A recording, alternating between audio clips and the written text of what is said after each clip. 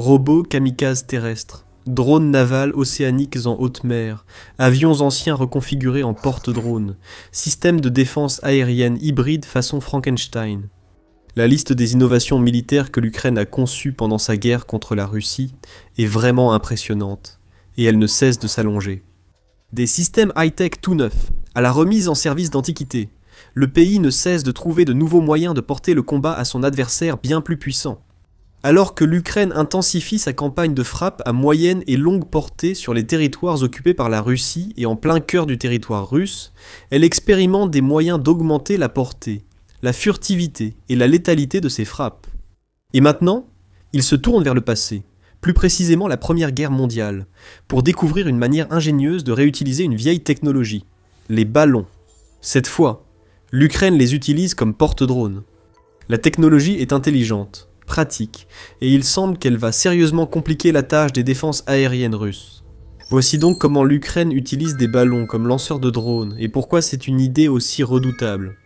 Récemment, la logistique russe dans les territoires occupés est devenue un vrai parcours du combattant pour les conducteurs. Les autoroutes M14 et H820, qui relient les territoires occupés de Crimée et de Kherson, de Zaporijia, de Donetsk et de Louhansk à la Russie continentale, sont devenues de vastes zones de destruction. De nouveaux drones ukrainiens sophistiqués, comme les modèles avancés semi-autonomes Hornet et BB-2, détruisent les blindés russes, les camions-citernes, les camions militaires et bien d'autres cibles, apparemment à leur guise. L'Ukraine aimerait évidemment étendre cette zone de destruction encore plus profondément sur le territoire russe, mais elle est limitée par la portée de ces drones de moyenne portée, généralement jusqu'à environ 200 km. Ainsi, l'armée ukrainienne cherche des moyens d'étendre la portée en transportant des drones comme le Hornet plus profondément dans les territoires contrôlés par la Russie avant de les lancer. Et l'une des méthodes les plus prometteuses s'avère être l'utilisation de ballons à hélium, un cousin de la montgolfière. Des images récentes montrent des développeurs ukrainiens testant un Hornet lancé par ballon. Le ballon rempli d'hélium a soulevé le Hornet de 1,4 m de long à environ 8200 mètres d'altitude avant de le libérer automatiquement. Le Hornet s'est ensuite stabilisé de façon autonome et a commencé à planer, atterrissant finalement à environ 42 km du point de lancement. De plus, le Hornet aurait encore conservé 95% de charge de batterie lorsqu'il a atterri. En pratique, cela signifie qu'après avoir plané sur 42 km, le drone avait encore la capacité de parcourir presque toute sa portée, en utilisant son moteur embarqué. Cela change la donne. La portée opérationnelle exacte du drone reste classifiée, mais on estime qu'elle est d'environ 150 km, tout en transportant une charge utile totale de 4 à 5 kg. Lancé depuis un ballon et planant avant d'activer son moteur, sa portée augmente nettement et pourrait même doubler dans de bonnes conditions. Cela élargirait la zone de frappe où les drones ukrainiens peuvent éliminer la logistique russe et les cibles fixes. Plus ces raids iront loin, plus les forces russes seront affaiblies lors de leurs assauts à travers la zone grise. Si les vents sont favorables, les Hornets lancés par ballon pourraient aller bien plus loin. En utilisant la direction du vent et l'altitude, les ballons pourraient y parcourir plus de distance avant de larguer les drones, qui pourraient aussi planer plus loin avant d'activer leur moteur pour la descente finale. Le processus de largage serait automatisé, et peut être déclenché en fonction d'une altitude prédéfinie, de paramètres de géorepérage, d'une minuterie, ou sans aucune intervention directe d'un opérateur. Ajoutez un terminal Starlink dans l'équation et la portée est encore plus grande, et c'est exactement ce que fait l'Ukraine. On a déjà observé des Hornets équipés de terminaux Starlink depuis plusieurs mois. Les terminaux leur offrent une maniabilité précise en temps réel, et un ciblage visuel jusqu'au moment de l'impact.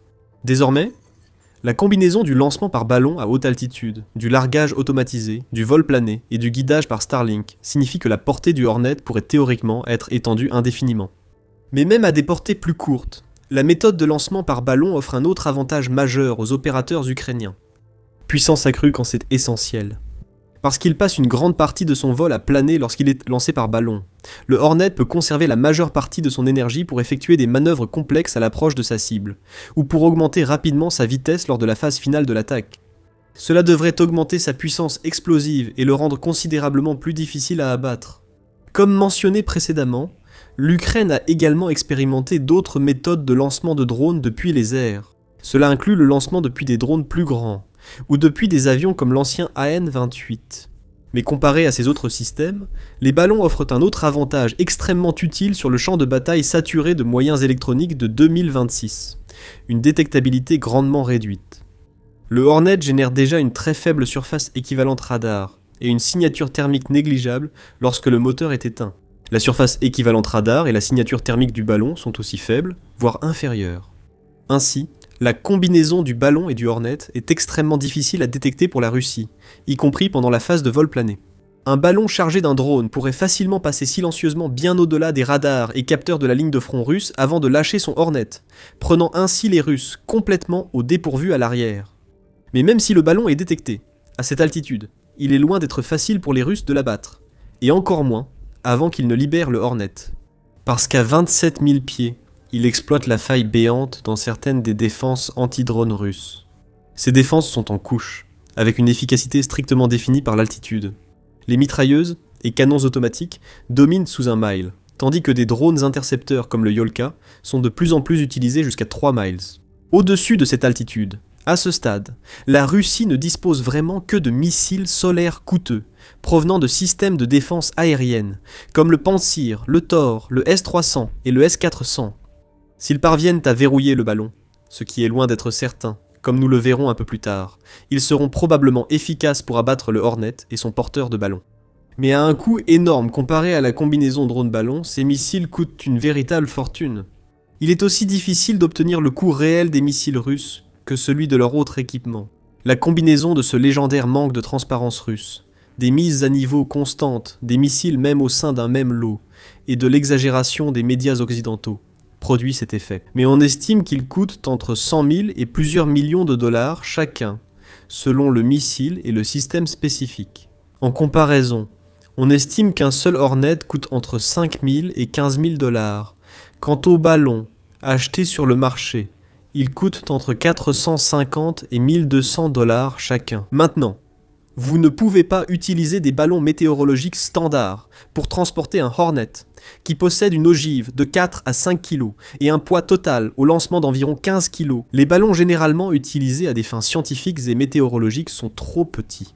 Ils pèsent jusqu'à environ 2 kg et ne peuvent transporter qu'une charge utile de quelques livres.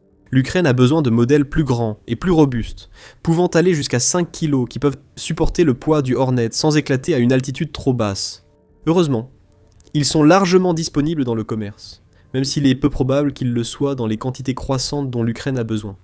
Encore plus heureusement, comme nous le verrons un peu plus loin, un fabricant ukrainien est intervenu pour combler cette lacune. Les ballons doivent également, idéalement, être remplis d'hélium, ce qui augmente le coût. Soulever une charge utile de 15 kg nécessite environ 15 à 18 mètres cubes d'hélium au lancement. Cela devrait fournir la flottabilité supplémentaire nécessaire pour atteindre la vitesse de montée souhaitée de 4 à 5 mètres par seconde. Au début de l'année, le prix de l'hélium était stable à environ 300 dollars pour 1000 pieds cubes, ce qui signifie que chaque lancement de Hornet coûterait moins de 200 dollars en hélium. Aujourd'hui, ce prix a doublé, et cela pourrait empirer. Le principal goulot d'étranglement de la chaîne d'approvisionnement liée à l'opération Epic Fury des États-Unis et d'Israël contre l'Iran touche surtout l'énergie, notamment le pétrole et le gaz naturel. La fermeture prolongée du détroit d'Ormuz par l'Iran et les tentatives américaines de lever le blocus ont ralenti le trafic des pétroliers sur la principale route énergétique mondiale, réduisant ce flux à un simple filet d'eau. De fortes flambées des prix des deux matières premières ont suivi, avec une tendance nettement à la hausse. Les gouvernements et les consommateurs sont durement touchés, alors que les prix augmentent et que les approvisionnements diminuent. Mais les produits pétroliers et gaziers n'ont pas été les seuls asphyxiés dans le Golfe. L'approvisionnement en sous-produits comme l'hélium et les engrais à base d'ammonium est également de plus en plus limité. En conséquence, les prix de l'hélium ont doublé, ce qui pose des problèmes pour le programme, même si l'impasse dans le Golfe était résolue dès demain. L'Ukraine pourrait devoir passer à l'hydrogène si les approvisionnements baissent et les prix montent. Cela ne paraît pas si négatif au premier abord. L'hydrogène offre environ 8% de portance en plus que l'hélium. Avec une charge utile de 15 kg, l'Ukraine pourrait utiliser un ballon plus petit ou atteindre une altitude plus élevée avec un ballon identique. L'hydrogène est aussi beaucoup moins cher, et aucune guerre dans des terres lointaines et poussiéreuses ne risque de changer cela. Il peut être produit localement par électrolyse de l'eau avec de l'électricité standard ou obtenu en grande quantité, supprimant la dépendance aux chaînes d'approvisionnement mondiales et réduisant les coûts du gaz à des niveaux négligeables. L'inconvénient, c'est que c'est aussi beaucoup plus dangereux. L'hydrogène a la plus large plage d'explosivité dans l'air de tous les gaz, à l'exception de l'acétylène. Il est hautement combustible et peut s'auto-enflammer avec une faible énergie d'allumage. Les flammes d'hydrogène sont également difficiles à voir, ce qui complique l'extinction d'un feu d'hydrogène. Bien qu'il soit beaucoup moins dangereux dans les espaces ouverts parce qu'il s'élève rapidement et se disperse avant l'allumage, il faut être beaucoup plus prudent en le manipulant, surtout lorsqu'on remplit un ballon transportant une ogive hautement explosive. Mais quel que soit le gaz utilisé par l'Ukraine pour remplir ces ballons, le coût total du ballon, du gaz et du Hornet sera compris entre 8 000 et 21 000 $, contre 100 000 à 2 millions de dollars pour un missile intercepteur russe. L'écart de coût parle de lui-même, et il est bien plus rapide de fabriquer des drones Hornet et des ballons que de fabriquer un missile. Cela signifie qu'à mesure que l'Ukraine augmente sa production et affine ses opérations, il deviendra rapidement aussi irréaliste pour les Russes de les abattre de cette manière que pour l'Ukraine ou les États-Unis d'abattre des drones Shahed avec des missiles Patriot ou Iris-T. Si ce n'est pas déjà le cas, le stock de missiles de défense aérienne russe serait déjà sérieusement épuisé. Des histoires importantes, des faits pertinents, des analyses pointues, c'est ce que vous trouverez sur The Military Show. Alors abonnez-vous à la chaîne pour des mises à jour quotidiennes et des analyses approfondies sur le domaine militaire. Maintenant, en rassemblant tout cela, le drone lancé par ballon semble être une solution qui correspond tellement bien au problème qu'on se demande pourquoi personne n'y a jamais pensé auparavant. Eh bien, comme le dit le vieil adage, la nécessité est la mère de l'invention. Confrontée à la première grande guerre de l'ère de la haute technologie militaire, l'Ukraine a dû trouver des solutions innovantes et relever le défi encore et encore. Cela dit, la Chine a aussi testé des drones lancés par ballon, mais avec une technologie et des objectifs différents. Des images de la fin 2024 début 2025 montrent que la Chine a réussi à tester des ballons à haute altitude comme plateforme de lancement pour des drones hypersoniques, tels que ces MD-19 et MD-2. Ces ballons sont beaucoup plus grands que ceux utilisés par l'Ukraine et élèvent les drones à des altitudes proches de l'espace, soit environ 20 à 30 km avant de les larguer. Plutôt que de profiter de l'altitude pour augmenter la portée de drones de moyenne portée, l'intention ici est de donner à ces drones ultra rapides et à longue portée un avantage significatif en altitude et en énergie potentielle avant qu'ils n'allument leur moteur. Les instituts de recherche chinois ont également démontré la capacité de déployer des essaims de micro-drones planants à partir d'un seul grand ballon. C'est similaire à la façon dont l'Ukraine utilise des ballons avec le Hornet, mais là encore en utilisant un ballon beaucoup plus grand. Lors des tests chinois, un ballon avec une capacité de charge utile de 150 kg a largué des dizaines de petits planeurs guidés par GPS, conçus pour des missions de détection ou des attaques de saturation. C'est 10 fois la capacité des ballons utilisés par l'Ukraine. La taille supplémentaire donne aux ballons chinois une capacité bien supérieure, mais en contrepartie, ils sont beaucoup plus visibles et donc plus faciles à abattre. Cela dit, cela peut sembler contre-intuitif, mais abattre un ballon à l'hélium ou à l'hydrogène n'est pas aussi facile qu'il n'y paraît. Ce ne sont pas de simples ballons de fête qu'on éclate avec une épingle ou une griffe de chat. Le concept reste le même. Le ballon est une enveloppe contenant un gaz léger qui le fait flotter.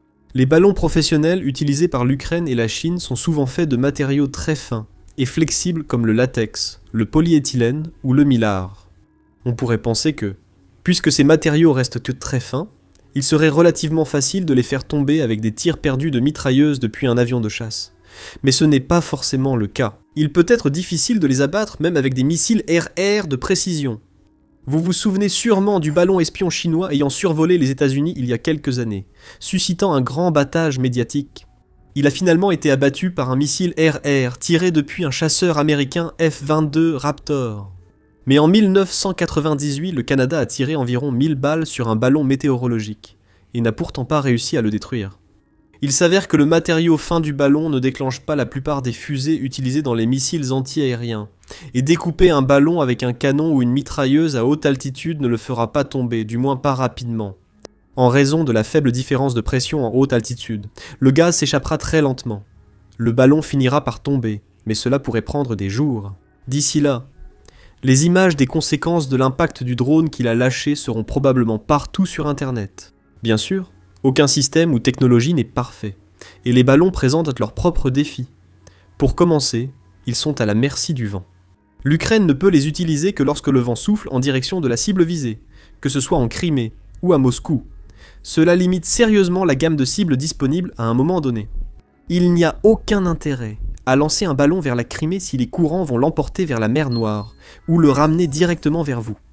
Maintenant, les régimes de vent entre l'Ukraine et la Russie sont très saisonniers et régionaux, avec un flux qui alterne entre l'ouest, c'est-à-dire vers la Russie, et l'est, ou le nord, c'est-à-dire vers l'Ukraine ou le sud, selon le mois et la latitude.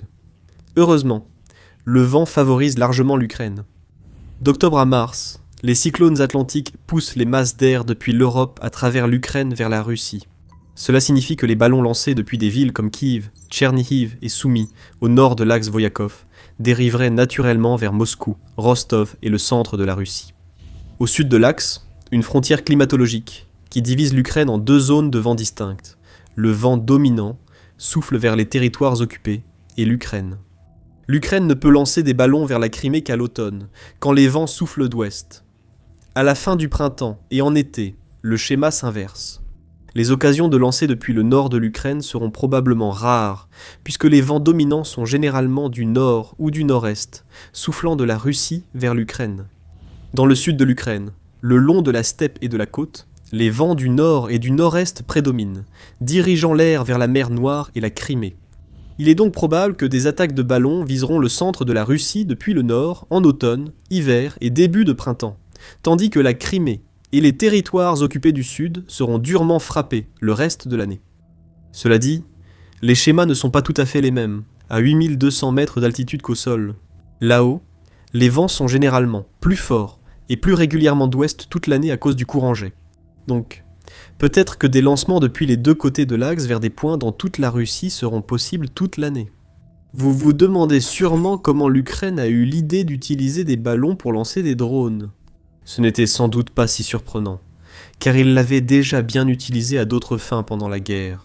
L'utilisation la plus courante des ballons en Ukraine a également été la même que celle des ballons depuis que les armées ont commencé à les utiliser il y a plus de 200 ans.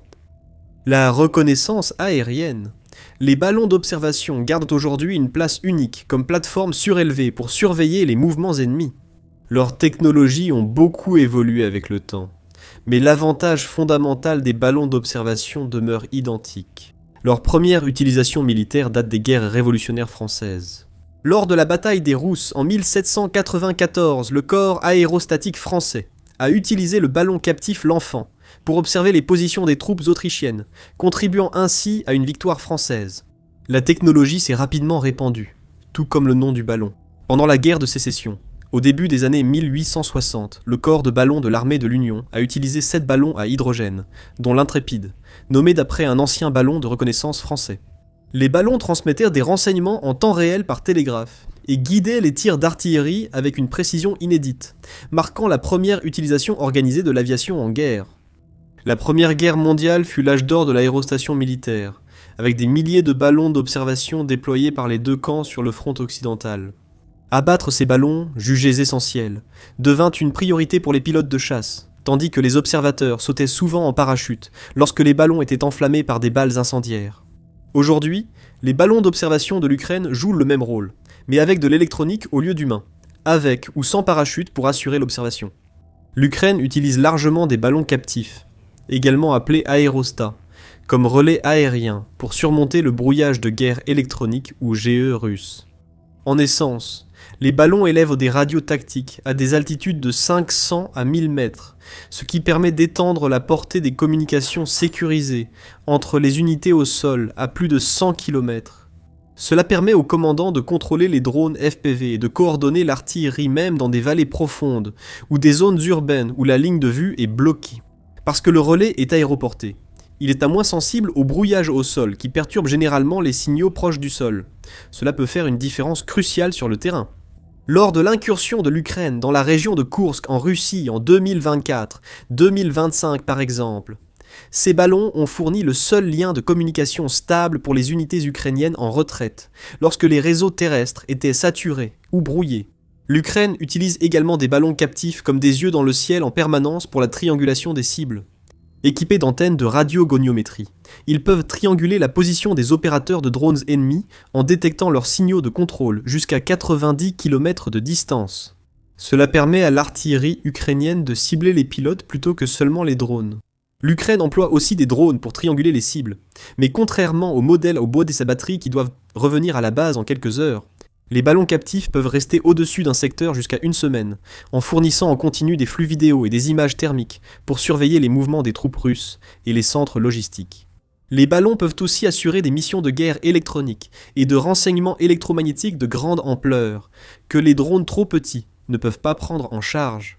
Ils peuvent ainsi transporter des capteurs lourds qui interceptent les communications radio et émissions radar russes, transmettant les données à l'artillerie pour des tirs de contre-batterie. L'Ukraine ne se limite pas à observer les Russes avec des ballons, elle les emploie aussi pour la guerre électronique active.